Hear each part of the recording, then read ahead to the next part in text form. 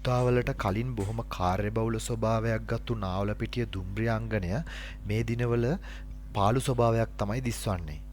Nawalapitiya දුම්රියාංගණයේදී කෝච්චියකට concrete කොට පටවපු කෝච්චි පෙට්ටි සම්බන්ධ කරගන්න ආකාරය තමයි මේ වීඩියෝවෙන් පෙන්වන්න හදන්නේ. මුලින්ම නාවලපිටිය දුම්රියාංගණයේ ඇති භාවිතයෙන් ඉවත් කරපු කෝච්චි, දිත්ත හේතුවෙන් ධාවනය නොවන කෝච්චි, තෙල් ප්‍රවාහනය කරන වැගන්, විවිධාකාරයේ බඩු ගෙනියන වැගන් ආදිය මෙහි නතර කරලා තියෙනවා.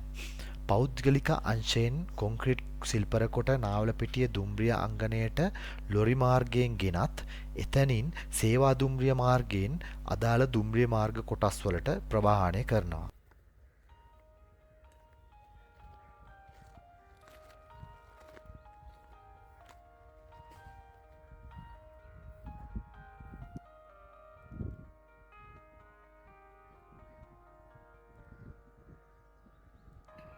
මේ වීඩියෝවෙන් පෙන්වන්නේ එසේ ප්‍රවාහනය කිරීම සඳහා සේවා දුම්රිය පෙට්ටිවලට පටවන ලද කොන්ක්‍රීට් සිල්පර කොට ඒ අදාළ ස්ථානයේ තිබියදී දුම්රිය එන්ජිමක් පැමිණ පෙට්ටි දුම්රිය අංගණයේ ප්‍රධාන මාර්ගය වෙත රැගෙන යාමට සැරසෙන අයුරුයි.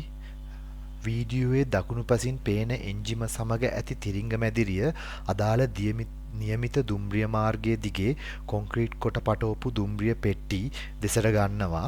ඒ ඊටාම පරීක්ෂාකාරීව සිදු කරන ආකාරයක් තමයි දක්නට ලැබෙන්නේ. ඒ සඳහා විශේෂයෙන් දැනුම ඇති දුම්රිය දෙපාර්තමේන්තු සේවකයෙකු එහෙම නැත්නම් ෂන්ටර්වරයෙකු යොදා ගන්න ආකාරයක් තමයි දක්නට ලැබෙන්නේ.